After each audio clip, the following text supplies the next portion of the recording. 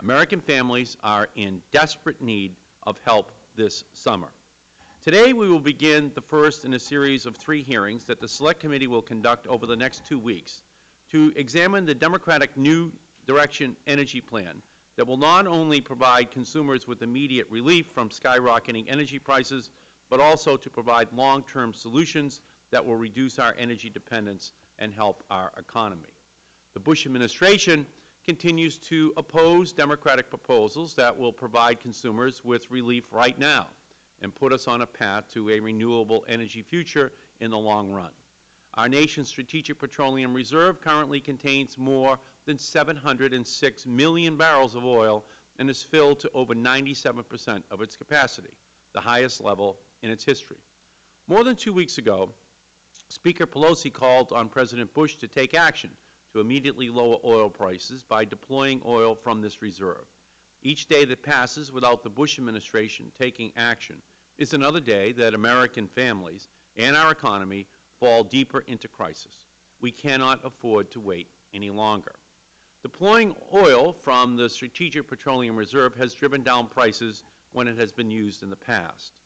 In 1991, when President Bush's father deployed oil from the reserve, oil prices fell 33.4%.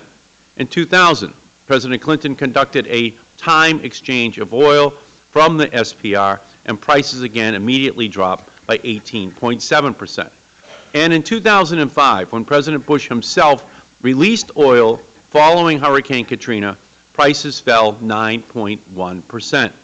That's an average drop in the price of oil of 19.2%. If we experienced a similar impact now, it would mean a $25 reduction in the price of oil. But President Bush and Republican leaders in Congress continue to oppose releasing oil to help consumers. Instead, President Bush proposes giving away our nation's beaches and wilderness areas to big oil. The Bush administration's own Energy Department has stated that drilling off our coast and in the Arctic National Wildlife Refuge will not produce any oil for 10 years and will have an insignificant impact on prices 20 years from now. So all that President Bush, Vice President Cheney, and other Republican leaders in Washington have to offer to consumers who are being shaken down at the pump on a daily basis are the same tired drilling schemes that won't provide any relief whatsoever for 10 to 20 years. That is the agenda of the American Petroleum Institute, not the American people. In contrast, Democrats in Congress want to provide American families with help in the next 10 to 20 days by deploying our nation's oil reserve. While President Bush is willing to deploy our National Guard reserves to protect oil fields abroad, he continues to refuse to deploy our Strategic Petroleum Reserve to protect American consumers here at home. The Strategic Petroleum Reserve is a powerful weapon that the American people have against big oil, OPEC, and the speculators and manipulators that are driving up prices. And it is time for President Bush to use it. Let me now stop and turn to recognize the gentleman from Arizona, Mr. Shadegg, for an opening statement. Thank you, Mr. Chairman. I'll insert my opening statement in the record. However, I will make a couple of quick comments. First of all, I want to welcome our witnesses. I particularly want to help Mr. May, who is, I know, working aggressively to help the airline industry. My hometown is the base of an important airline in this nation, and I know that the airlines have been crushed by the sudden spike in fuel prices. I really hadn't intended to get partisan in this discussion. However, listening to you, Mr. Chairman, I feel somewhat compelled to do so. Certainly, I believe the SPRO is one possible avenue. I voted for not putting any more oil into it earlier this year.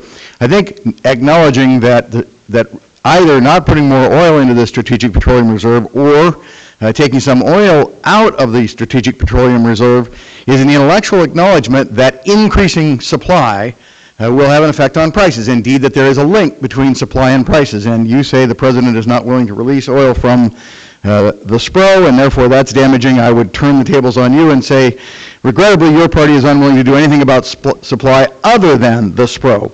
And I would note that in the testimony of one of our witnesses, when the President earlier last week, I believe on Monday or Tuesday, announced that he was willing to open the Outer Continental Shelf, which we have put off limits And we put off limits back when gasoline prices were $1.30 or $1.40 a gallon. We continue to keep it off limits from any further production or exploration now that gasoline is $4.12 a gallon.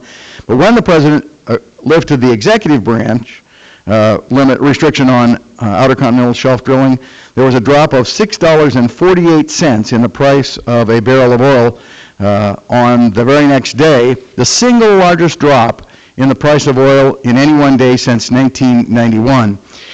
Great. Gentleman's time has expired. The chair recognizes the gentlelady from California, Ms. Solis. Thank you, Mr. Chairman, for having this hearing, and I thank the witnesses for being here. I just want to recall that the other day, while I was being interviewed by Fox News, they asked me, the anchor person asked me if there was really a crisis going on and if we should really be dipping into the SPRO. And I said, when is it not a crisis when our people have to pay $4.60 or more a gallon and people are losing? Democrats taking over the House a year ago. This came about because of our lack of investment in renewable energies. And yesterday I had the opportunity to hear Mr. T-Bone Pickens talk about renewable sources, and I was quite surprised to hear what he had to say. Very enlightened, in fact, that these are other issues that we need to be focusing in on. It can't just be about oil dependency, and I think the public and even people from districts like mine get it. They know that we have to change our course, and we are large consumers of fossil fuels, and we need to change that. We do care about our planet and the climatic action that's going on. We see a hurricane that's going to hit right now in Mexico and Texas. It's further going to, I think, erode our ability to obtain more fossil fuel there.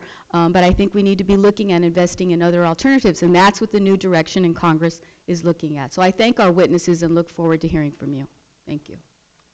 Great. Gentlelady's time has expired. The chair recognizes the gentleman from Oregon, Mr. Blumenauer. Thank you, Mr. Chairman. I appreciate the opportunity for us to explore with our witnesses the implications of deploying the Strategic Petroleum Reserve now. Given in the course of the last year, we have essentially doubled the price of a barrel of oil on the world market. There's been, what, a 2% increase in world demand. There's something else going on here.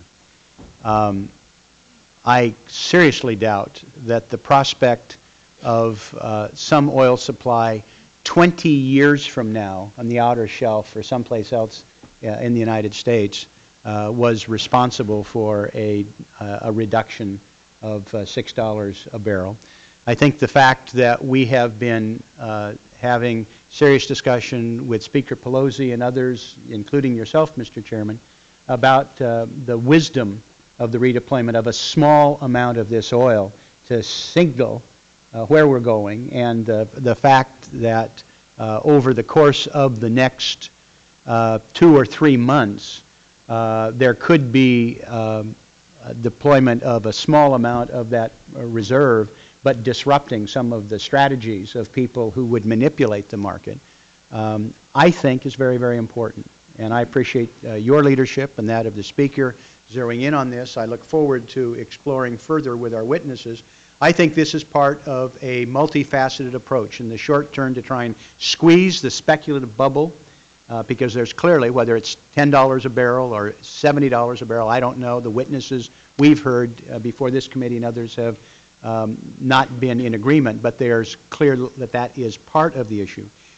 Put in place with a comprehensive approach to energy, broadening our sources wherever they are, and not being reliant on a fossil fuel, petroleum-based economy. I welcome the call from the former Vice President about setting our sights high. It's something you and the Speaker have been doing.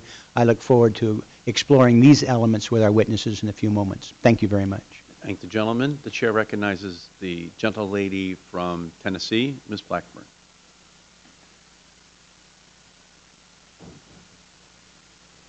Well, I'm not, is this on? Yeah, it is on. Okay, the little button's not working.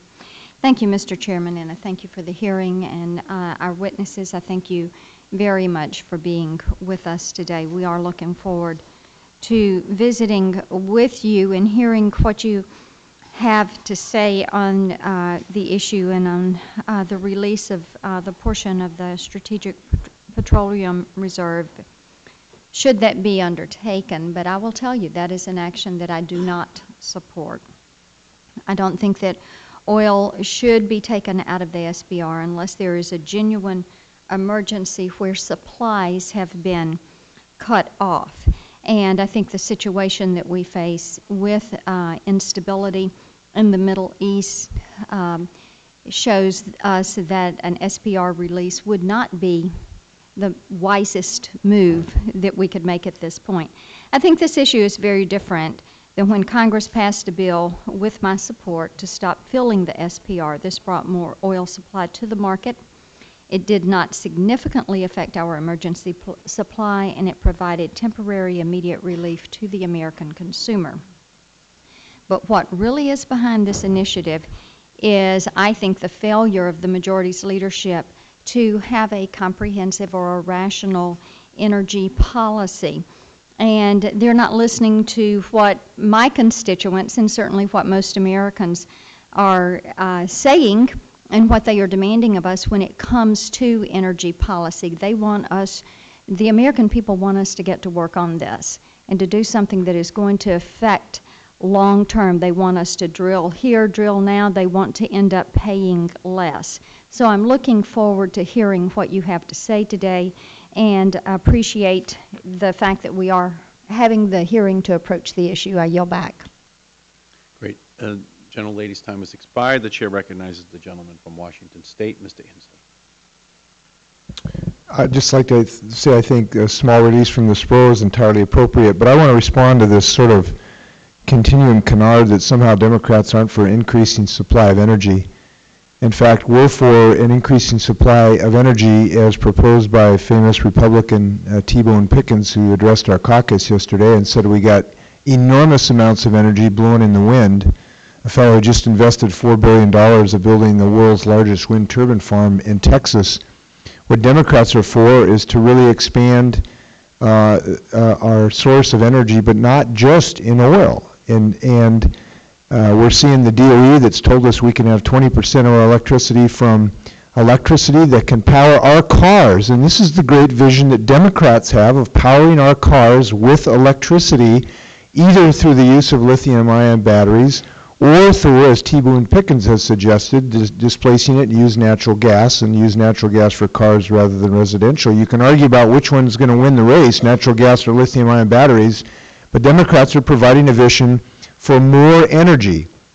We know there is not enough energy off of our coastline to make an appreciable difference in the price of fuel because it's less than 0.5% of world oil supplies. But we also know that we are blessed with enormous supplies of energy in wind, in our water, in our sunshine, in our engineered geothermal, and these are the sources of energy that finally can break the slavery that we now are suffering under to oil. And the only way to break slavery in these chains of this addiction to provide new sources of energy that are not oil. We are for increasing supply in the places where we can really make a difference, and we're going to get that job done. Thanks. Great. The gentleman's time has expired. The chair recognizes the gentleman from California, Mr. McNerney. Thank you, Mr. Chairman. Today's hearing is both timely and important. I believe that the Strategic Petroleum Reserve is the exact right tool to go after speculators and to make sure that the market is being controlled in a strategic way. We don't need to use very much of the Strategic Petroleum Reserve, small amounts, 5 million barrels once a week or once a month should discourage speculation. But I want to hear it from the experts to understand what you think is possible and how you think that will affect the market, and if you think that that will discourage speculation, and if so, how, and if not, what can we do to make sure that it does. So I welcome your testimony. In my district, we've seen some of the highest prices of gasoline in the nation. People are definitely hurting. In fact, I have to drive over a very large district, so I feel the pain from high price of gasoline. So we all want to find a solution. I don't think it enhances the problem by pointing fingers at each other, but it does enhance it by discussing rationally what the future will look like, how we can use the Strategic Petroleum Reserve, and what other long-term objectives we need to go after. So thank you, Mr. Chairman. Great. Gentleman's time has expired. Chair recognizes the gentleman from New York, Mr. Hall. Thank you, Mr. Chairman. I would echo Mr. Inslee's remarks and say I personally am, I don't own any drilling equipment, but I'm not stopping anybody from drilling. In fact, I'd be very happy if the oil companies would drill on the 68 million acres they've already leased and permitted in the lower 48 and adjacent offshore plots. But that can't be and won't be the long-term solution because we just don't have, and in fact the world will not have enough oil to last forever. In New York this morning, gas prices are averaging $4.27, in some places $4.50. Like the rest of the country, they have been high for weeks. And in the last week, as the price of crude fell, the price of gasoline at the pump continued to climb, once again showing the disconnect that I think should be looked into by the CFC, Consumer Products Trading Commission. In an area like ours, where commuting is not so much a lifestyle choice as it is a necessity, this is an economic squeeze for families that are already being squeezed by higher consumer costs. We didn't dig our way into this hole overnight, and we need to keep pushing the visionary new solutions that this committee and this Congress have tried to advance. President Bush has often alluded to the fact that he can't simply wave a magic wand to make gas prices go down. But in fact, he does have a magic wand to give us some slack immediately, the SPR. A release of oil from the SPR is a tested, proven, secure, and effective method of calming markets and lowering prices. The last 3 presidents have successfully used SPR oil to head off serious economic damage and dangerous record spikes. I would also note that the oil in the SPR has been put there through the Royalty in Kind program for exploration on public lands, meaning that the oil in the SPR is the American people's oil, and the administration should use it to help them now. Today, I look forward to hearing from our panelists about the best way to do just that, and I yield back. Great. Gentleman's time has expired, and all time for opening statements has been completed. We'll now turn to our first witness, Mr. Kyle Simpson, who is currently the Policy Director for Brownstein, Hyatt, Faber, and Schreck. Mr. Simpson has formerly served in a number of positions at the Department of Energy, including Associate Deputy Secretary of Energy and Senior Policy Advisor to the Secretary. In those roles, Mr. Simpson's responsibilities included policy development and direction for the Strategic Petroleum Reserve. We thank you for being here today, Mr. Simpson. Whenever you are ready, please begin. Thank you, Mr. Chairman. Good morning to the members of the committee, and thank you for asking me to appear here today. The history of market reaction to releases of crude oil from the reserve shows that strategically deploying oil from the SPR is good public policy and can have an immediate beneficial impact on crude oil, gasoline, and other petroleum product prices. SPR experience also shows that the downturn of gasoline and other prices is apt to occur with the mere announcement or anticipation of an announcement of a release. I will focus on some of the details of the results of the actions taken by the Reserve, including the release of oil before the first Gulf War, the announcement of the sale in 1996, the 2000 exchange of oil, and the announcement of a release after Hurricane Katrina in 2005. Each of these releases from the Reserve are good examples of the implications that can be the result of a release. They provide insights into the results of actions by the Reserve in response to real, anticipated, or perceived oil, and in some cases product supply shortages, or to send messages to overly heated markets that the U.S. government is prepared to use the Reserve to protect consumers. The sale of oil from the SPR in concert with the first Gulf War was announced on January 16, 1991 in anticipation of the impending conflict. The disruption on which the finding was based had not actually occurred. In the face of impending military conflict, the administration utilized the SPR's anticipatory authorities for the drawdown. On January 17th, the price of oil fell from $32.25 to $21.48 and stabilized. In the Omnibus Appropriations Act for 1996, the Congress directed DOE to sell $227 million worth of oil to achieve the overall budget target for the year. At that time, retail gasoline prices were climbing. Shortly after the law was enacted, President Clinton implemented the sale of approximately 12 million barrels from the SPR. The decision to sell the oil immediately resulted in a downturn in gasoline prices on April 29 and 30 that continued through the first week of October of that year. The principal impact of the announced sale was psychological, temporarily halting the bullish pressures in the market, and led to a reversal in both crude and product prices. Selling oil is not the only way the SPR can be used to help alleviate price problems. In 2000, home heating oil inventories were extremely low, and President Clinton gave then Secretary Bill Richardson the authority to exchange 30 million barrels from the SPR to the market. As a result, as the Chairman pointed out in his opening statement, oil prices dropped 34% by the end of the year, going from $30.94 to $20.38 per barrel. After Hurricane Katrina, prices began to rise very dramatically because of disruptions in productive capacity in the Gulf. On September 2, 2005, President George W. Bush issued a finding of severe energy supply interruption and directed the Secretary to withdraw and sell oil from the reserve. The announcement after the announcement, and that in each of these cases, it's the announcement that causes the price to change. The actual movement of oil occurs weeks later. The price dropped from $69.50 to $66.91 the next day and continued a steady decline for several months. The price did not exceed the peak until April of 2006. At that point, the refilling of the reserve was suspended for another year.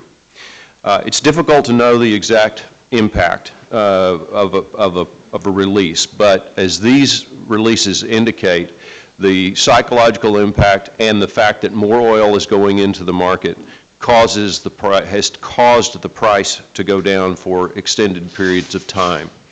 It has to be a substantial amount of a release in order to have that effect, but I think some of the proposals that are being considered today or by the Congress would be substantial. I also want to point out that you have a unique opportunity to utilize the SPR to address the current energy crisis in a way that can add to significant funding for new alternative energy, clean energy for the future.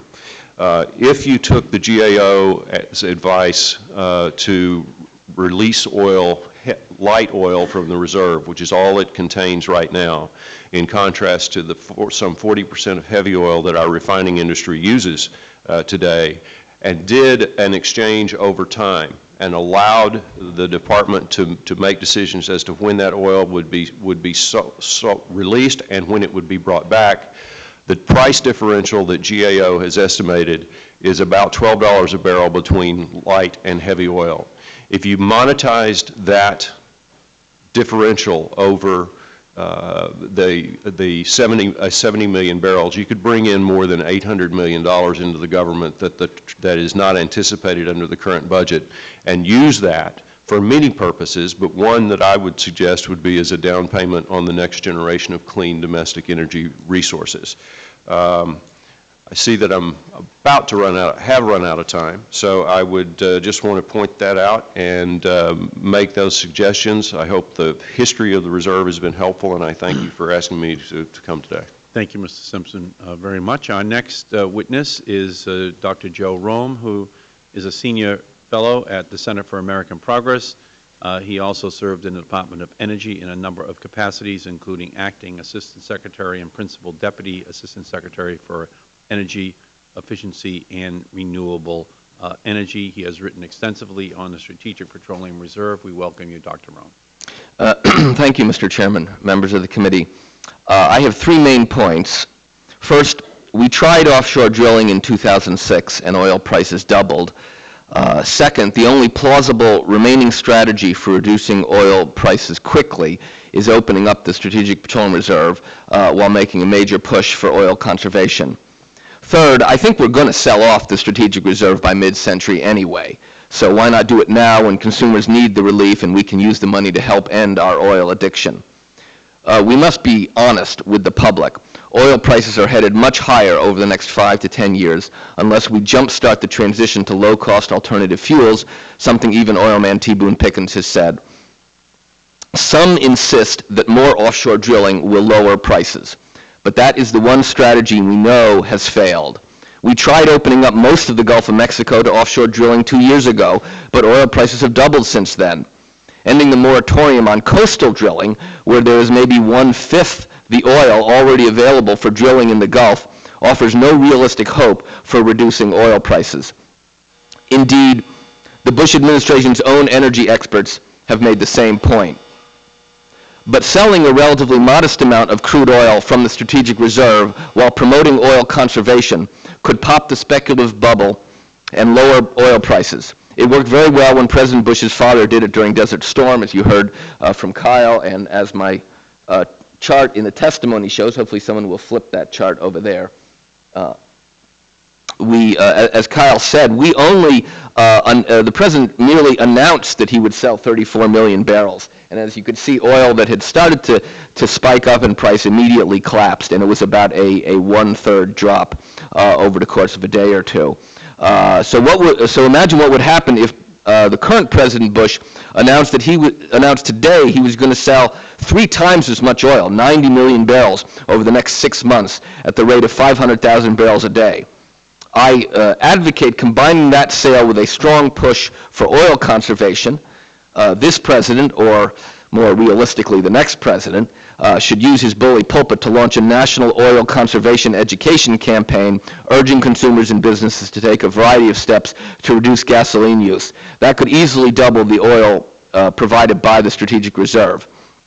Now, if oil prices did drop as a result of these actions, as I expect, then obviously that would vindicate this strategy.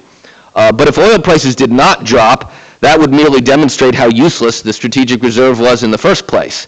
I try to make this point in my testimony. The Strategic Reserve is not strategic. It was created at a time when people worried that countries could withhold oil from us. But now we have a global market, so that isn't possible. We have replaced the possibility of oil shortages with the reality of rising prices. So if we don't use the Strategic Reserve to deal with our current price spike, when would we ever use it? Indeed, I've asked people all the time, name me a scenario in which we would use the Strategic Reserve, any significant fraction of it. After all, in the entire 3-decade history of the Strategic Reserve, a mere 32 million barrels were sold during crises. And we now have 700 million barrels. So we're not, and I think we're not going to keep this relatively useless reserve for many more decades. As you know better than anyone, Mr. Chairman, we need to be almost completely off of oil by mid-century to avoid catastrophic global warming. So sometime soon we're going to sell off the SPRO's oil, because I can't imagine the taxpayers and their representatives are going to seriously sit on $100 billion sitting under the mattress forever. It's not going to happen. We're going to sell it off, so why not do it now when we can use the price relief, and we could generate tens of billions of dollars this year and in coming years. Some of that could help low-income families deal with high energy bills, and some could jumpstart the transition to a clean energy economy and end our oil addiction. Gasoline prices are headed much, much higher unless we begin an aggressive switch to the only domestic alternative fuel that is both abundant and much cheaper than gasoline, namely electricity. We need to start spending billions of dollars accelerating the deployment of plug-in hybrids, energy efficiency, recycled energy, wind power, solar photovoltaics, and solar baseload. In conclusion, some argue that oil prices will drop if we end the federal moratorium on coastal drilling, even though that would only deliver maybe 100,000 barrels of oil a day sometime after 2020. And I just don't understand how anyone can believe in more coastal drilling and oppose releasing 500,000 barrels of oil a day starting now. Of course, the first strategy would benefit oil companies, and the second strategy would benefit the American people, so that may explain who supports what. Thank you. Thank you, Mr. Rome. And our final witness is Mr. Jim May. Mr. May is the President and CEO of the Air Transport Association, the nation's oldest and largest airline trade association. Mr. May has been with ATA since 2003. We welcome you, sir. Whenever you are ready, please begin. Thank you, Mr. Chairman. I would note that one of the first things I did within 2 weeks of joining ATA in 2003 was to ask for a release from the SPRO, where they're publicly before the Senate Energy Committee. So there is a little bit of precedent to our position. First, thank you and the other members of Congress and the committee for your leadership in assuring that we do not continue to fill the SPRO at these extraordinary prices. I don't have to convince you that high oil prices are smothering our nation's families, taking an especially heavy toll on aviation, but also trucking and agriculture and hospitality industry and other key sectors that help drive the U.S. economy. This morning, oil was trading at about 126 and change versus $75 a year ago. That's well over $4 a barrel for American families. I would also note for you that due to limited refining capacity and global demand, jet fuel, Jet A, which we burn, costs as much as $30 a barrel more than gasoline. So we've been paying upwards of $170 a barrel, which is significantly greater than in 2007. In fact, we're going to spend $62 billion as an industry domestically this year on fuel. That's about $20 billion more and accounts for the $10 billion we're projected to lose in this calendar year. To give you a perspective on a per consumer basis, we're spending today about 7 cents per mile for each of the passengers that we carry. That's a fuel bill of about $420 per person, and when you consider that our average round-trip ticket across all classes and all distances is probably in the range of $400 to $500, you begin to get an appreciation for how difficult an equation we're trying to deal with. And deal with it we are, but not in happy ways. We've cut 32,000 jobs, over 100 communities have lost service or will lose service, and it is having a devastating effect on the economy. There are a lot of reasons. We've talked about them this morning: the weak dollar, increasing demand in developing economies, insufficient exploration and refining capacity, geopolitical instability, and all of those things. I would suggest to you that there are also a number of solutions. In no particular order, increasing domestic supply, conservation, alternative fuels is critical to the future. Reining in unchecked speculation, a subject that we've become well known for talking about for some period of time, is critical. And I think a third component, the third leg of that stool, if you will, is a release from the strategic reserve. Now, increasing our domestic supplies will reduce our dependence on foreign oil, help lower prices. I think a release from the SPRO is a good first step. We have 706 million barrels. It's over 97% full. We suggest, as the Speaker has, that a 10% release, which is roughly 70 million barrels, would make a very marked increase. You've heard the testimony this morning about pricing. When President Bush did it back during Desert Storm, it was about a 38% drop. I would suggest a framework for that release. One, if it's going to be released, don't let people know in advance. Don't let the markets know in advance. Just do it on a timed basis. Two, make sure it's light sweet crude, not sour, that's being released. Three, restore U.S. commercial inventories. They're down about 58 to 60 million barrels, and that roughly equates to the 70-10% that we're suggesting. And finally, two things: dedicate the revenue, as has been suggested this morning, to development of alternative fuels. We're working on biofuels projects for aviation use, for example, and set up a framework for continuing to do this as conditions dictate. Triggers, targets, something of that sort that would be worthwhile. So as I said, we think the Speaker's proposal on a 10% release would be appropriate and positive. I would also note that there is another reserve. It's the New England heating oil reserve, which could be worthy of consideration for a release and then a refill before the winter comes. And finally, Mr. Chairman, let me reiterate what I started with. We think this is a three-legged stool.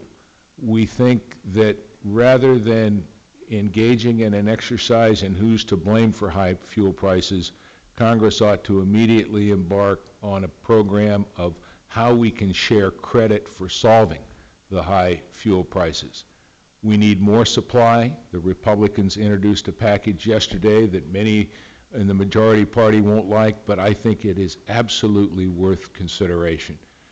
Two, I think, as I've said before, the Speaker's plan on releasing from the SPRO. And three, Mr. Stupak's Pump Act, which I think does a terrific job of trying to attack rampant speculation in the marketplace. We need all three and any other solution.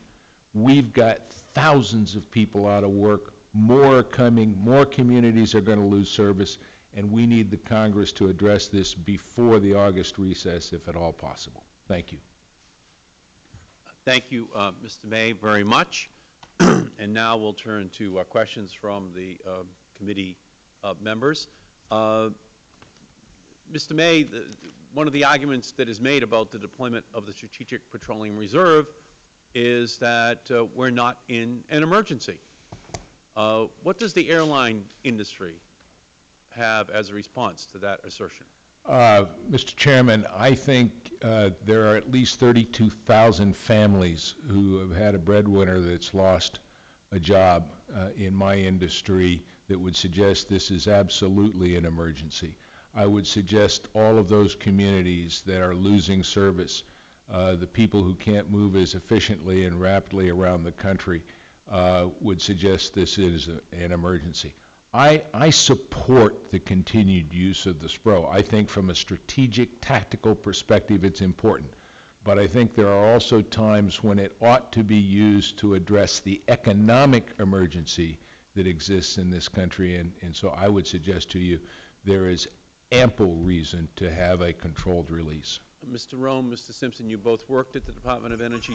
Does the economic condition that we are now being confronted with qualify under the law as a situation where the President could deploy the Strategic Petroleum Reserve? Mr. Simpson? Under the law, the definition of is really somewhat vague. It can be interpreted in many different ways. There is a strong reluctance to use economic concerns. But the definition of an emergency as a result of inadequate supplies can be fairly broad. And the flexibility that the Secretary has to do emergency or test drawdowns, test sales, different types of things is fairly discretionary. So if Mr. May's definition of an emergency is people losing jobs, I think that could be part of the definition. Do you agree with that, Mr. Rome? Absolutely. I would also add that if you had described current conditions today to us in the Clinton administration and said, would you release the SPRO now, I think everybody absolutely would have. I mean, we debated it under a situation that was far more mild than it is today. That's Mr. Simpson, what are the, if any, operational obstacles to the deployment of the Strategic Petroleum Reserve in the short run? I don't think there are any operational obstacles to releasing it. The implications of an exchange that I talked about would be actually positive in the long term for the reserve, because we would begin to make the capacity of the oil in the reserve more reflect the 40% of the refining industry's use of heavy oil. I think we're in jeopardy here. We got a hurricane coming in down in Texas. If it had turned south and gone into Mexico and disrupted some of the heavy oil production down there, we wouldn't have a way to replace that heavy oil using the Strategic Petroleum Reserve. So you're saying releasing light crude now and replacing it with heavy crude is something which is consistent with industry practices and needs? Very much so. Okay, thank you. Mr. Rome, we've already seen a disruption of heavy oil imports from Latin America under Hugo Chavez's regime in 2002. Both GAO and the Department of Energy have concluded that including some amount of heavy oil in the SPR would be wise. Do you agree with that conclusion, Mr. May, that Mr. Simpson just reached?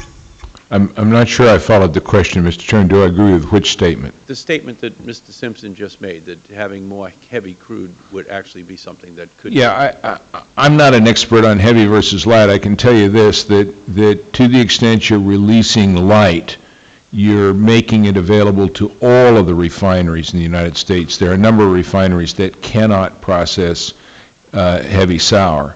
And so replacing that with heavy sour is a perfectly sound strategy, and releasing light sweet will have the most immediate impact on the refineries all being able to use it, and for the consumer to get gasoline, Jet A, diesel fuel, et cetera. Okay, now, let me just conclude by asking this question of each of you quickly.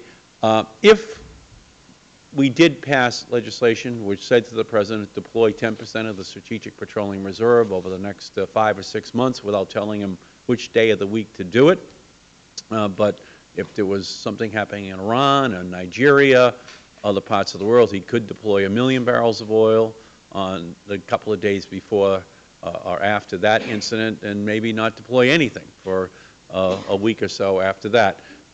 Would that have, in your opinion, a downward pressure on the price of oil if the President had that authority and had to deploy 70 million barrels over a 5 or 6 month period? Mr. Simpson.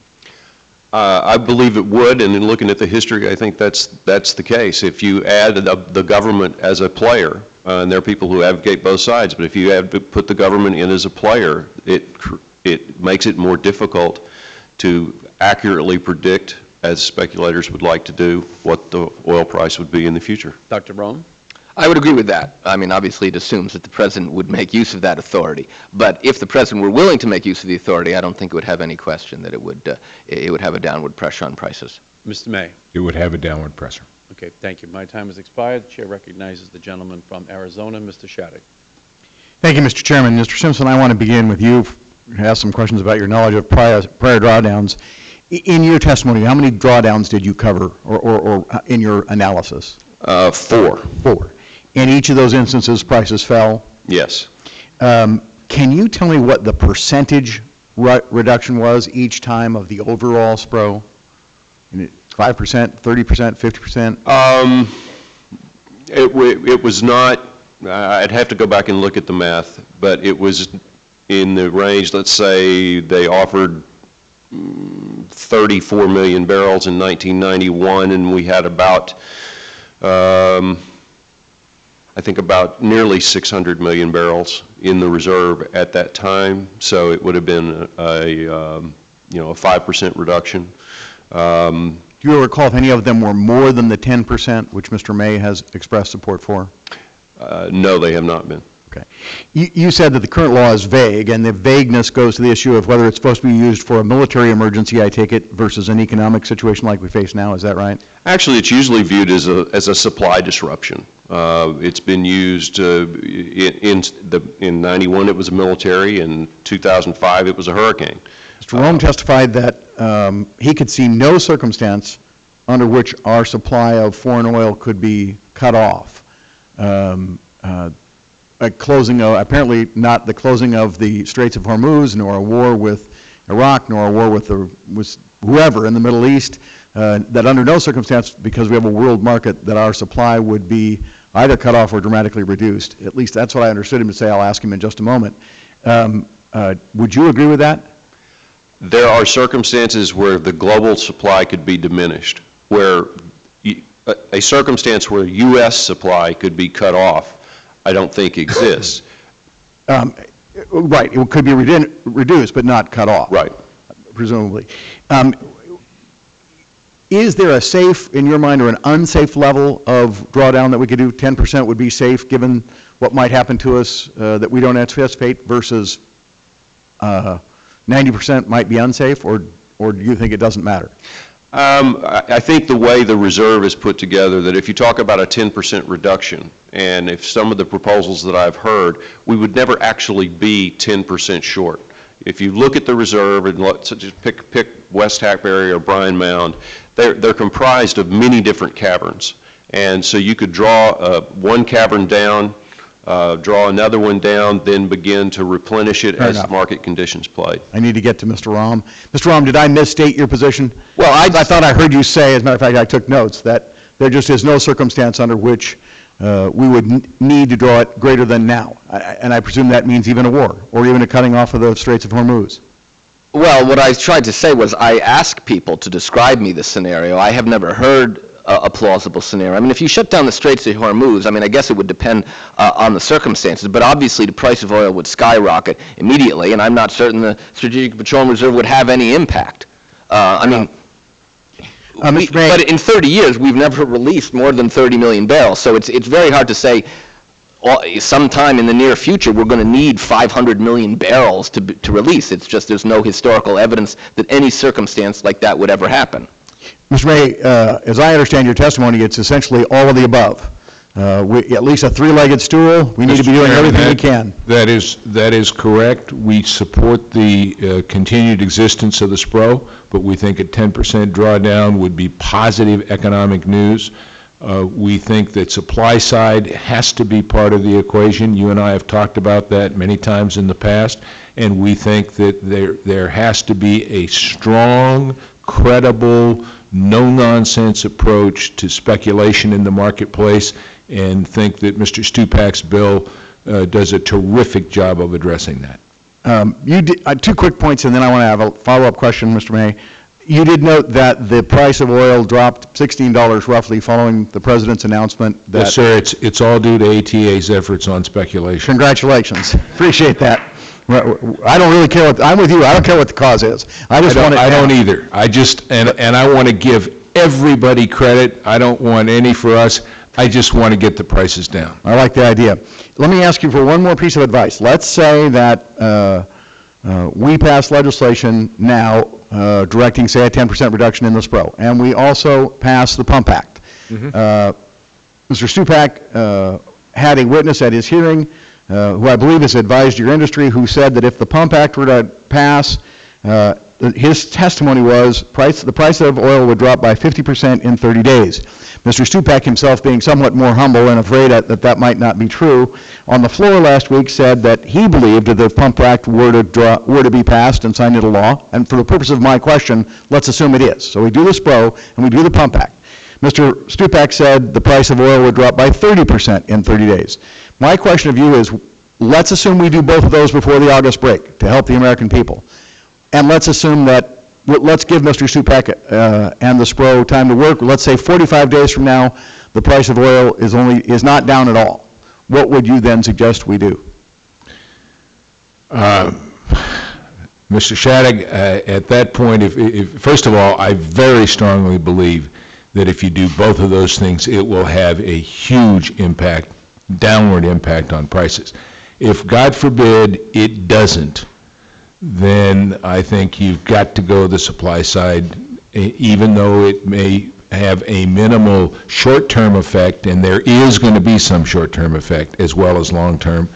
I'm not smart enough to know beyond that what else there is to do. Do you buy the 30 to 50% figure? I don't know that I buy 30 to 50%, but what I do buy is most of the experts suggesting that the normalized cost of production, which is the fancy term for what should oil sell for today in a real-world market, supply and demand being what it is, China, India, dollar, et cetera, is probably about 75 to 80 bucks a barrel. And if it's trading at 126 this morning, then we've got a long way to go to get there. Thank you. Great. Gentleman's time has expired. The chair recognizes the gentlelady from California, Ms. Solis. Thank you, Mr. Chairman. My question is for Dr. Rahm. You know, when I go back to my district, people say, well, why do we not have more supply available and why are we not drilling? What would your response be to average person on the street about what that means? I mean, clearly we have to articulate that what you said earlier about drilling, that those supplies won't be made available for another 20 years. What are some good things that we could be telling our constituents? about the reality of what's really happening out Well, there. I think people need to understand that it is, it took us 2 or 3 decades to get into this mess. Certainly, many of us have been urging for quite some time that we need a much more aggressive strategy on fuel efficiency and alternative fuels. I'm not certain that's a lot of comfort to your constituents. I certainly would tell them that in 2006, Congress opened up most of the Gulf of Mexico to drilling. And according to the Energy Information Administration, the Bush administration's own EIA, there's about 41 billion barrels there. And we've found about 7 billion in the last 2 years. Now, the coastal drilling, I don't know what else to call it, because I think the public is confused. They think we're not drilling offshore. We are doing a lot of drilling and exploring offshore. According to the EIA, there's about 18 billion barrels, which is a lot less than what's in the Gulf. And it should be pointed out that of the 18 billion that the moratorium applies to, 10 billion is off of California. And I think if we left it up to the state of California, we wouldn't be doing any drilling. So we're not talking about much oil, and I think the notion that if we opened up 40 billion barrels in 2006 to be drilled, and since then oil prices have doubled, the possibility that if you ended the moratorium to a lot less oil, anything would happen to oil prices is absurd. And I think it is incumbent upon political leaders like yourself to just give the public straight talk. I understand that the higher oil prices are, the more people believe, hey, we should drill more. We are drilling flat out. We have been, and I'm sure you have the statistics, the Congress, the White House has been opening up land onshore and offshore for drilling. I wanted to change the subject a little bit. We talk about gearing up for renewable energy, new technologies. We had a bill signed into law by the President last year, our energy bill that included the Green Jobs Act. Can you give me some insight there about how this plays into getting our dependency off of fossil fuels and what that means? And maybe also Mr. May could talk a little bit about that too, because of your industry and how you are driven and how this transition may impact your area. So very quickly. Sure. Well, I think it's very clear. This year, we're going to send $700 billion. American consumers are going to spend $700 billion overseas to purchase oil.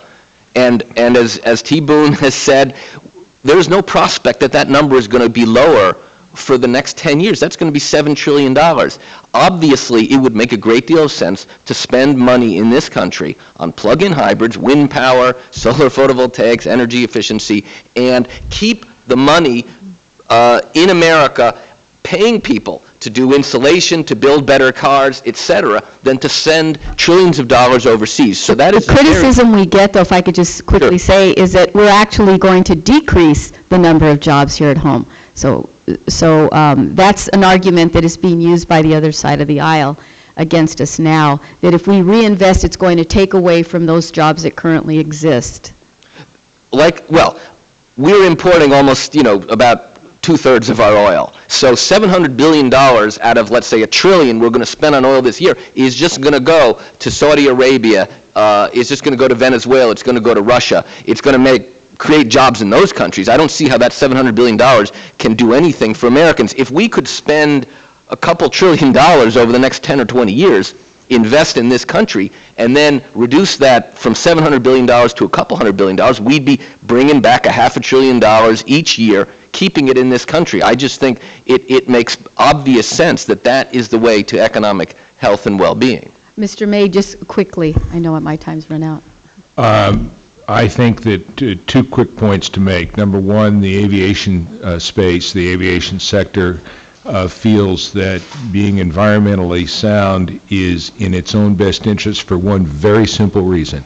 We are totally carbon intensive right now in terms of our fuel, and so the less we burn, the more environmentally friendly we're going to be, and we are desperate to spend less money on fuel in whatever way we can. Next generation air traffic control, winglets, we can go down a long list of things that we're working on. I'd love to hear more about what that cost would mean or investment that would be made. We'll be happy to provide that to you. Thank you. Thank you, Mr. Chairman.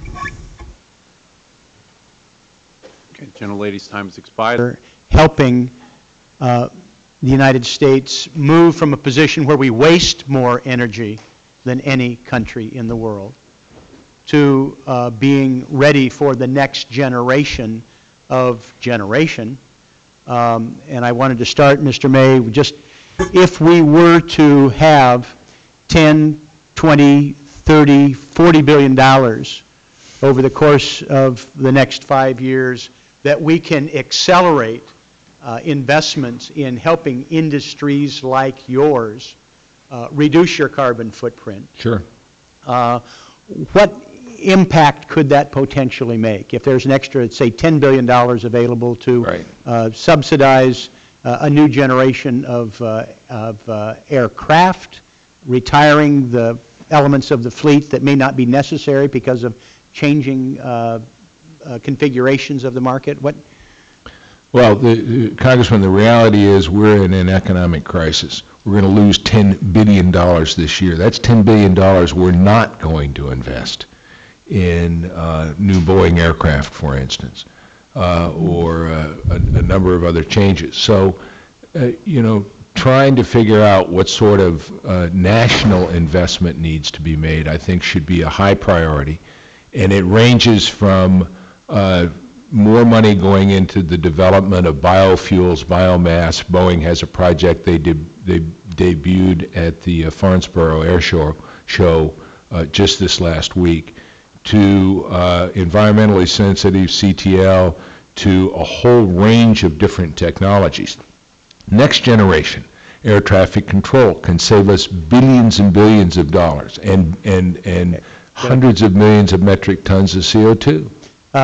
In the course of a plane trip, is the takeoff and the landing the most energy-intensive part of the trip? I'm going to guess it is, Congressman Blumenauer, but I'm not sufficiently expert to answer that without doubt. I can get an answer for you. I would appreciate your information, your reference that it's costing 7 cents per passenger mile for fuel today. I am interested in how that varies in terms of trip distance.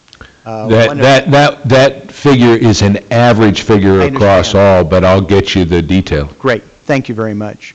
I am interested in this notion about a sustained drawdown for a while. If we don't need 706 million barrels of oil, and I think I'm not quite where you are yet, Dr. Ohm, but I do think there's strong evidence that we could get by with hundreds of millions of barrels less, that were transitioned into the fuel supply system so that there is something that's sustainable over the next 2 or 3 years. And concurrently, the revenue that is generated from that would be available to help the transition of technologies, to bump this up, that it would be sort of a double benefit. I mean, I still am stunned that a 2% world increase in demand has, over the course of the last year, we've seen prices double. There is something going on in terms of speculation and market manipulation, it seems to me, without question.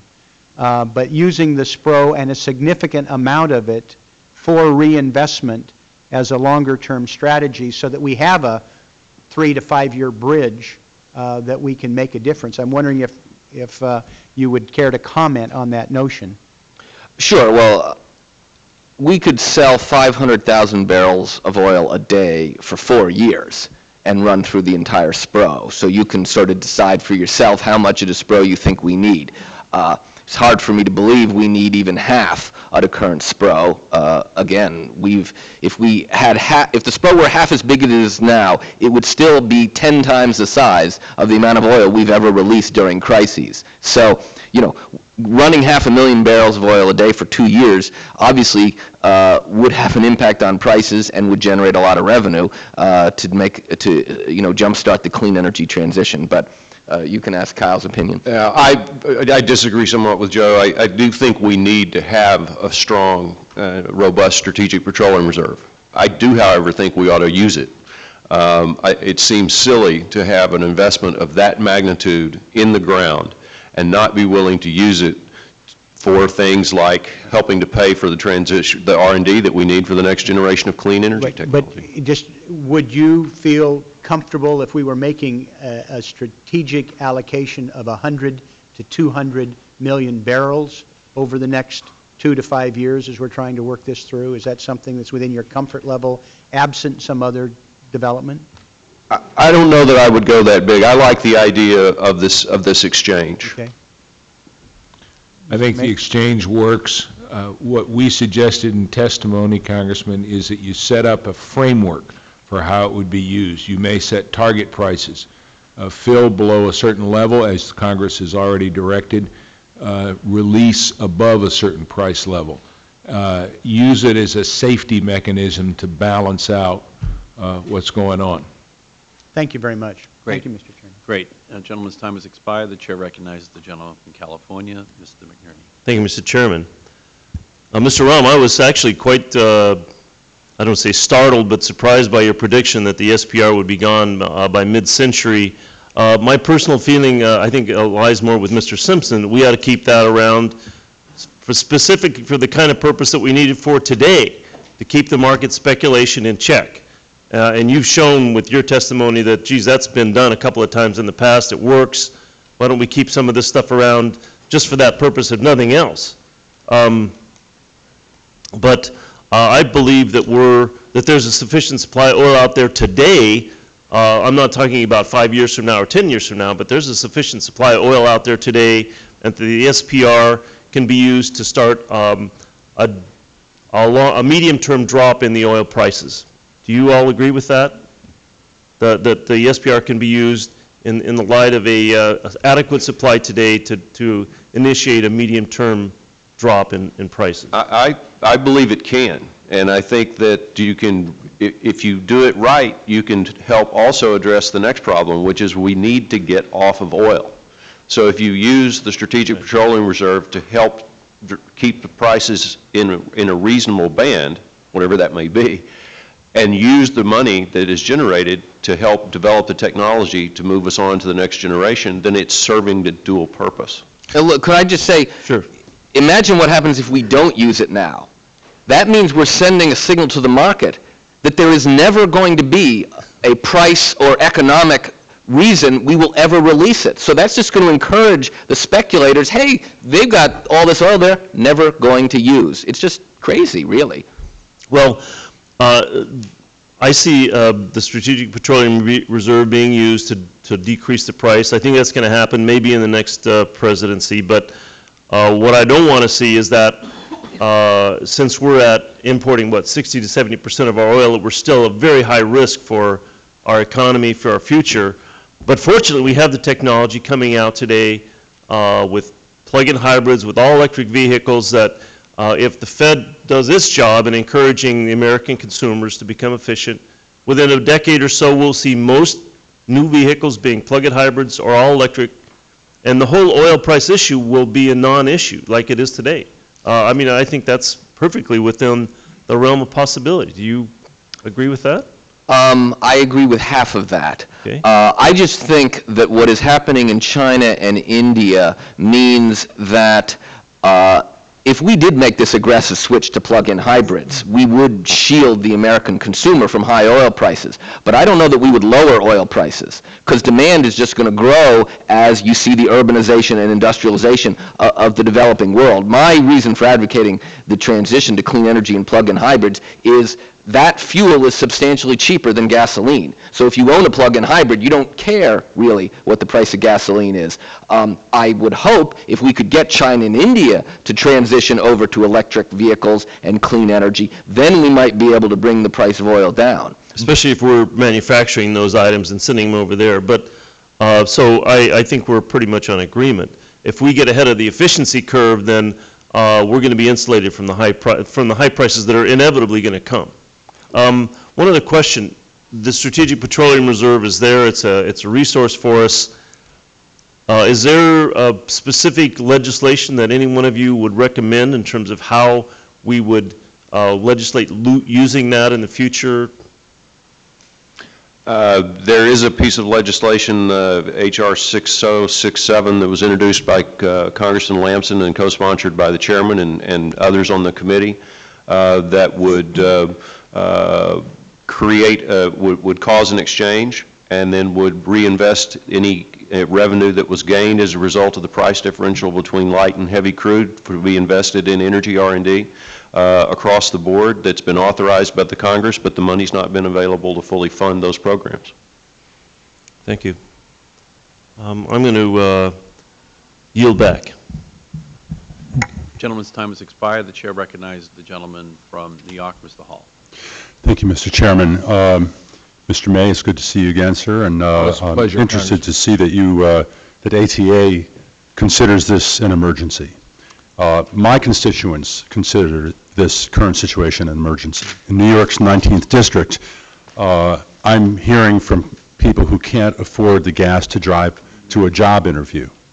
I'm hearing from school districts who are wondering how they're going to power their buses and whether they'll be able to or whether they'll be required to reduce the number of bus runs by cramming kindergartners on the same bus with high schoolers to save on diesel fuel.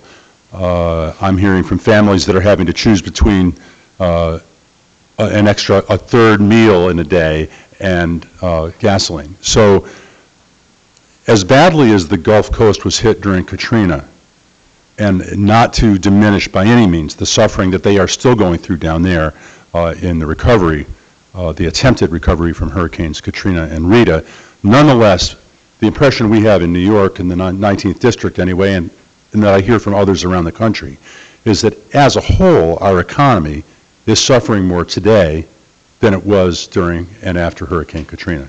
The impact that is being had by the increase in gas prices on the economy across the board, whether it's aircraft, cost of goods that it's being increased, difficulty in the tourism industry or the trucking industry, or go on down the list, is more widespread and more pervasive and more of a crisis than it was when we were hit by those two hurricanes in a row. So I would make the argument that this is a crisis and that there should be a release. I'm happy to hear all of you saying that, and I guess the question is how much, over what period of time. And I totally agree that using the benefit, we actually stand to, for the first time maybe ever, have the taxpayer sell something that it bought earlier and make a profit at it. Most of the oil there, I would guess we bought at less than $50 a barrel. About 30. About average around 30. So if we sell it at 120, 130, whatever it may be, it may come down a little bit once this starts to be known. It'll nonetheless be at least double what we paid for it. And it is, as Mr. Simpson has said, an opportunity for us to use this profit, whether it's a swap or an outright sale, to bring renewable fuels and alternative fuels to market and start to get ourselves an alternative, a competitor for oil. Last night, T. Boone Pickens spoke to our caucus. I understand he also spoke to the Republican caucus as well. And he has a very interesting plan that he's heavily investing in himself, which is to use the wind belt up the central part of the country from Texas to the Dakotas and somewhat to each side, and both coasts as well, to produce enough electricity that we can replace the natural gas that's currently being used for power generation, so that can be diverted to transportation. And that much less liquid fuel used in our cars and trucks will mean more that can be used by the aviation industry, and so on. I think that I see in my district, I've helped to build with work gloves and a hard hat on down in the trench, helped to put in geothermal systems that will cut air conditioning costs to practically zero and cut heating costs in the winter in our latitude to about 50% of what they currently are. I could go on and on. You know the story between the air, the solar, the wind, the geothermal, the tidal power, and so on. So the alternatives are there. I want to ask a question which will probably use up the rest of my time. Many of My constituents are already being asked to make lock-in purchase agreements for home heating oil for this coming winter and are experiencing some serious sticker shock, looking at $5 heating oil, whereas last year it was $2 and something. So how could a release from the SPR best help to take the edge off of home heating oil prices in addition to gasoline?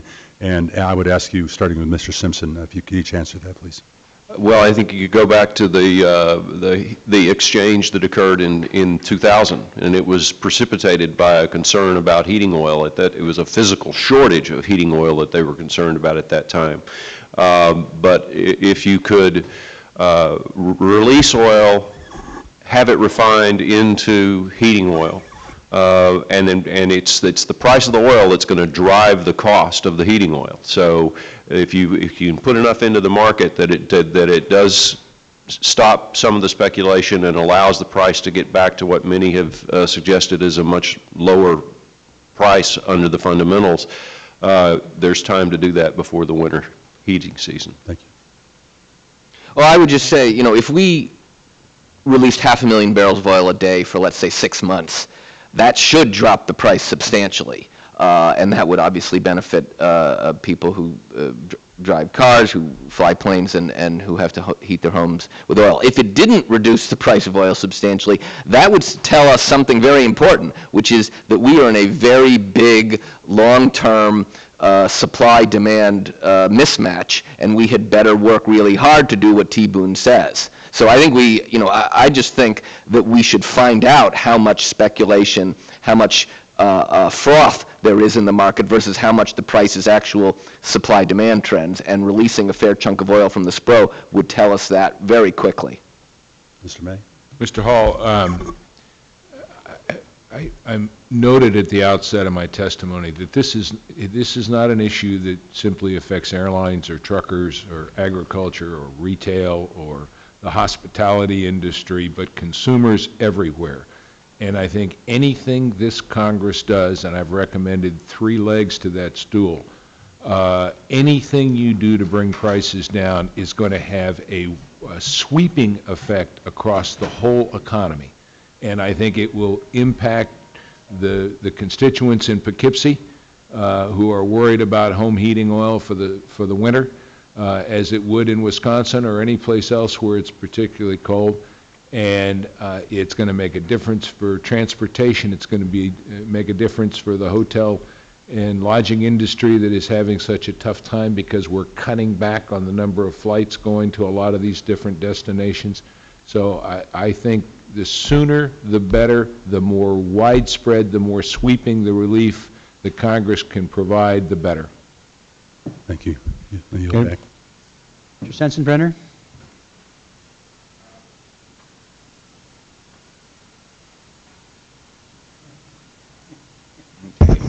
Thank you very much, Mr. Chairman. Technology has failed with microphones on the Republican side. I guess I should say I'm not surprised, but that being said, let me say that release of crude oil from the SPRO is going to be temporary at best, and it will cool the futures market. There's no question about that. But if Dr. Rahm's fear is right, that there is something more to this than speculation in a bubble that has been created, it seems to me that everybody's going to have to step back and look at what to do. And we've heard an awful lot of opposition led by the Speaker of the House on the other side of the aisle against drilling anywhere. And I would hope that if there is a release from the SPRO and nothing happens relative to immediate relief that is significant enough to make a dent in the economy for the better, then it's my hope that my friends over on the other side of the aisle will realize that drilling is at least a part of the answer. I think that we on our side of the aisle, most of us at least, myself included, know that drilling is not the exclusive answer, but we think it should be a part of the answer, and they don't. So the only observation that I would make is I think that releasing oil from the SPRO is worth a try. But if it doesn't work, then we've got to do something more fundamental, and we ought to do it in September before this Congress adjourns sine die. I yield back. Thank you. Mr. Cleaver? Thank you, Mr. Chairman. Mr. Pickens, T-Bone Pickens, suggests that unless we reduce our dependence on foreign oil, that a barrel of oil could rise to $300 a barrel. Is that an exaggeration, or do any of you see that as the next normal? Well, let me say, I don't think there's any question that if we don't get off of our current path on oil prices are headed much higher. And the CIBC actually projects $200 a barrel of oil in 2 years. So no, I don't think, whether it's, 200, 250, 300, it's hard to say. Yeah, over 10 years is what he said. I should have. Right, and over 10 years, I think that's reasonable. I think it's absolutely reasonable, because after all, it looks like current prices of oil aren't destroying demand or generating huge amounts of extra supply. And demand's just going to keep going up because of China, India, and other countries. So, at some point, the price has to rise until demand is destroyed or there's a lot of more supply. One of those two things has to happen, or else prices will just keep rising. Congressman, I'm going to take a somewhat different view. I think that my colleague is correct here in one respect. On the other hand, I think there's been great joy and sport taken in predicting $150, $200 plus oil by a whole lot of folks in the trading community who are delighted to see the expectation of increasing prices become a very profitable sideline. And I'm not at all happy with that byproduct of this speculation that is assisting in the process of driving prices up. I do think there is a speculative bubble, and I happen to believe that the marginal cost of production for oil is somewhere in the $65, $75, $85 range. And that it's realistic to expect $100 oil just as easily as it is $200 oil, and that's a somewhat different view. Mr. Cleaver, one thing, it's kind of hard to argue with Boone Pickens with as much money as he's made and the predictions that he's made. I think the price could go up or the price could go down, but the one thing that we may not have a lot of control over that, but we've got tools that we can use to keep us from having to be in this situation. There are many technological advances that are either out there to be deployed or just over the horizon, that if we can get some pressure released by trying, and I thought Joe's point was great. If we release oil from the reserve and it works to drive prices down, great. If we release oil from the reserve and it doesn't work, that's a wake-up call. Yeah. And we've got to get out of this situation, and we have the tools to do that. What would be a reasonable test period to see whether or not the release of oil from the reserve is impactful on the economy? I mean, is it for one quarter? Should we wait a year? I mean, if it doesn't drop the prices at the pump, I mean, you think people are scared because of Freddie Mac and Fannie Mae. I mean, that would generate, I think, a crisis in this country. I've changed I used to think we had a transportation-based economy. I think we now have a confidence-based economy. If the confidence of the public drops, we're in trouble.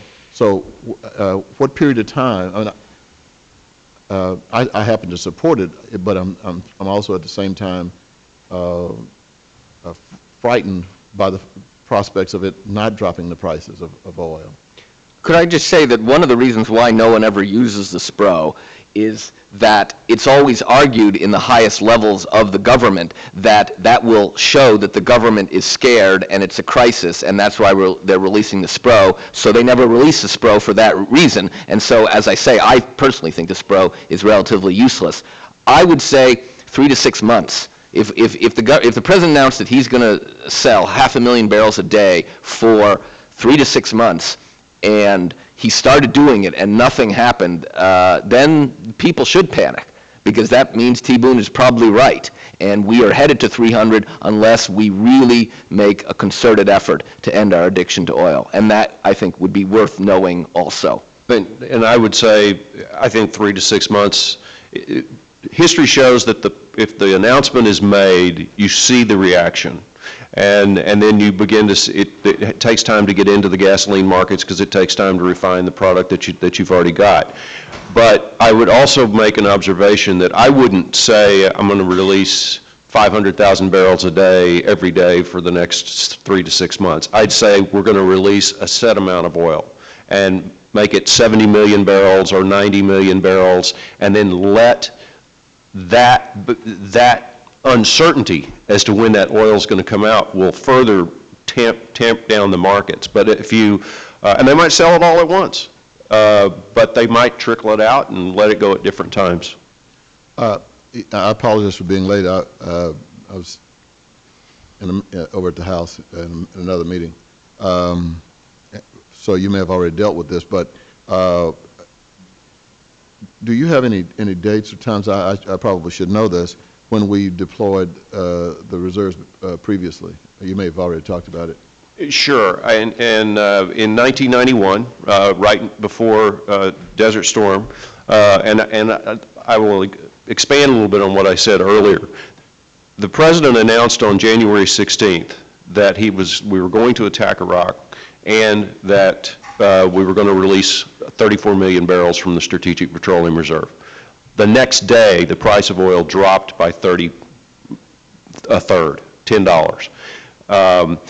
I want to point out that that was not the only thing that caused that to happen.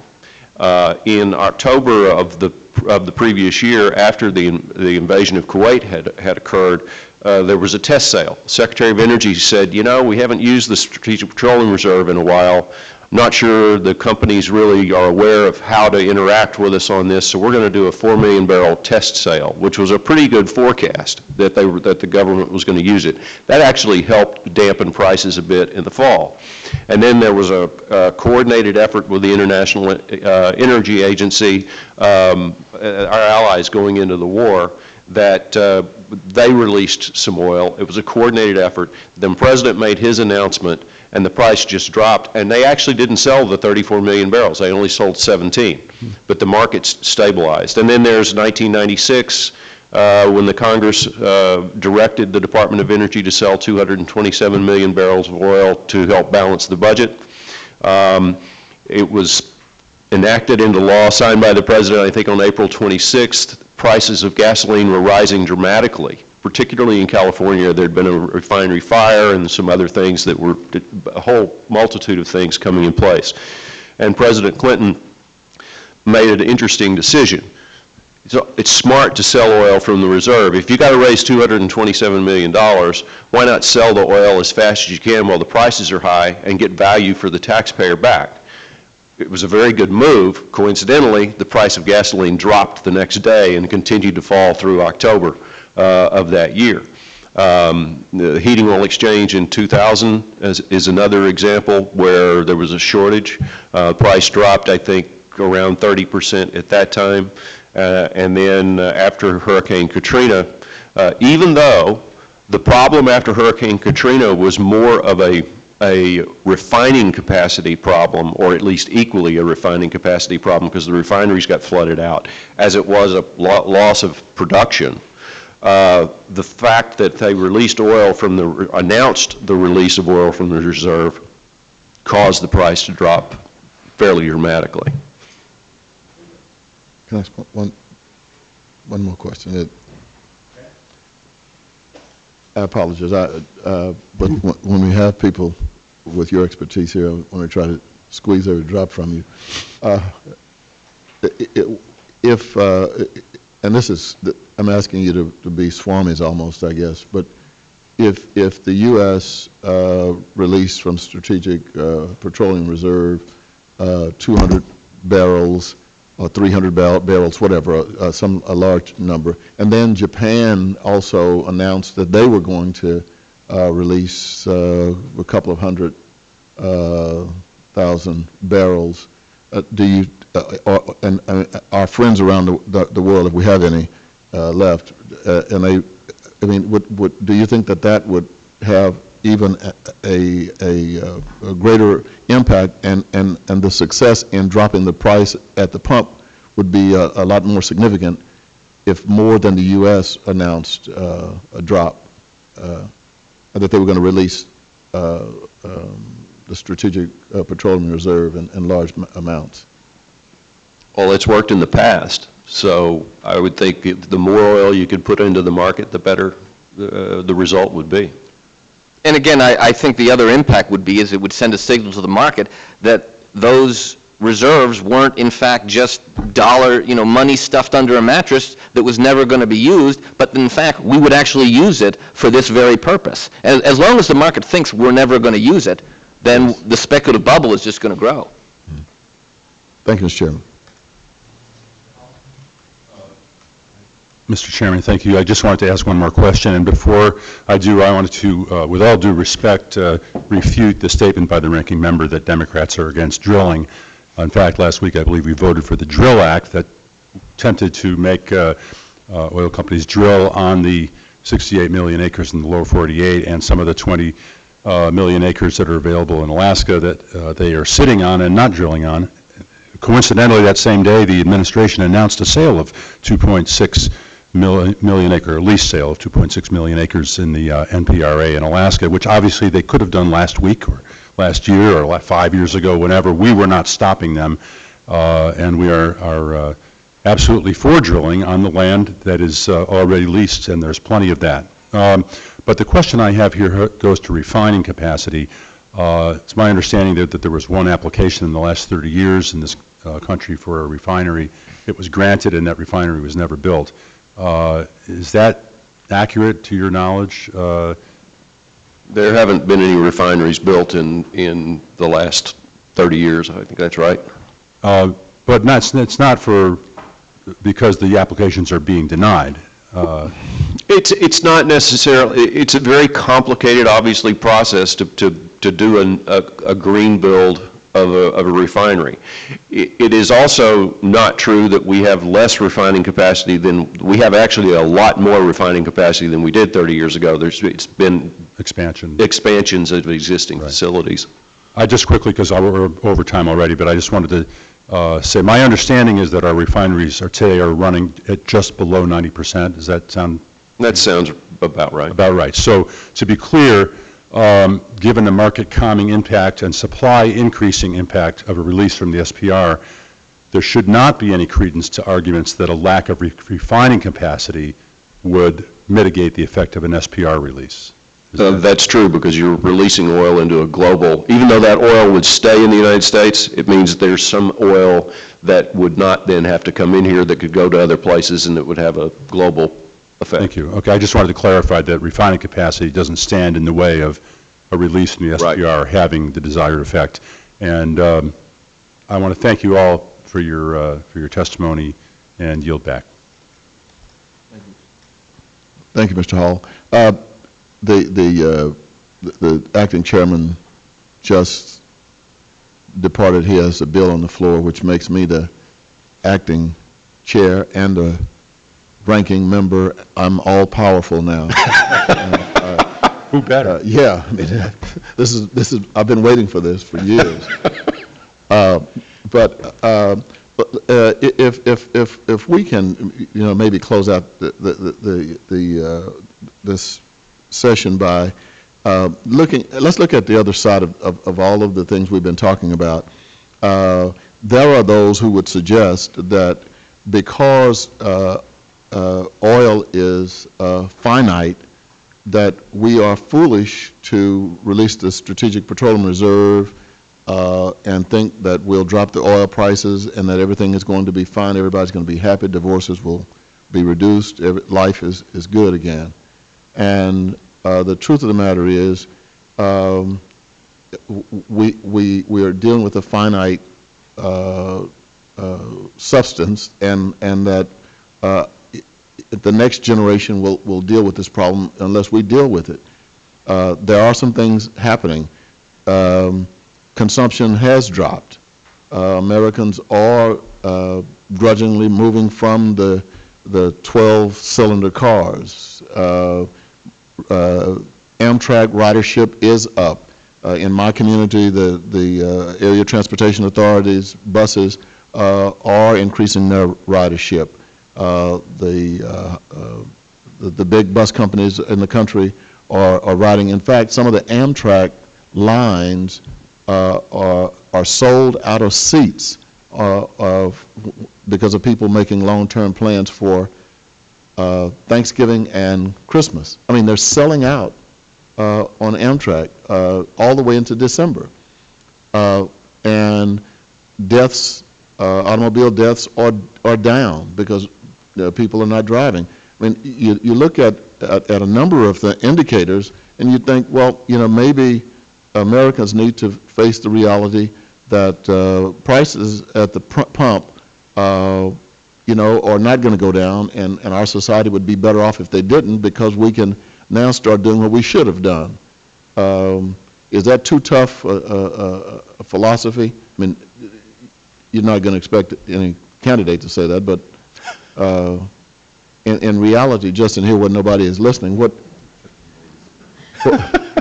do you think? That on? Well, obviously, we have squandered the last 2 or 3 decades, and all the analyses show is that, cars last 20 years, and behavior patterns become very ingrained. So yes, if you want to get off of our current path, you have to work really hard for 10, 15 years, like T. Boone Pickens or Vice President Gore has said. Otherwise, the oil prices are headed up. I think the American public has figured that out, which is why they're buying different cars and changing their behavior. I don't view that as an argument not to sell off the SPRO.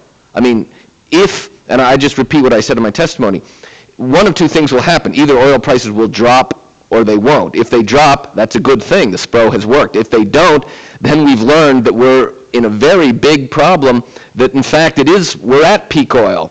Or near it, which I think is actually the case, in which case it will be incumbent on Congress to take the very strong action that people have been urging to finally end our addiction to oil. So yeah, I think the American consumers need to get used to $4 oil, and it will then be 5, 6, 7, unless their representatives, take pretty strong action to reverse course. And I would just add to that, a release from the reserve is not going to be a permanent solution. It has not been in history, and it won't be again. But we're in an era now where prices are higher. It is remarkable to me the number of new energy technologies that are coming out at these, and the pace at which they're coming. And to see T. Boone Pickens come out and propose what he proposed is fairly remarkable. But I think we've been in a high price situation for a long enough time now that we're beginning to see a transition in the way American consumers think. They are buying smaller cars. They're parking the Tahoes. They're taking mass transit, improving the efficiency of their homes, which is a very useful thing. But there's no reason to put them at the mercy of those who would drive the price up higher than the market fundamentals would be. The price is not going to fall back down to a point where I think we're going to see oh gee, that was a bad 6 months. Congressman, at the risk of prolonging this, I think the equation is real simple. The longer you debate this, the longer you talk about it, the more people that are going to lose their jobs, the more communities that are going to lose service. It's time to have the Congress do something, and as quickly as possible, because it is a crisis. Thank you. Thank you. we appreciate you coming, and since I'm the power here, we're going to increase your honorariums for appearing before this committee. And we appreciate, I think all members will have time to submit remarks to the chairman for records. We appreciate very much your time, and I appreciate your talent. You're very informative. I appreciate it very much, and hopefully we will act quickly. That's one of the positives we've gotten from this hearing today. Thank you very much. Meeting is adjourned.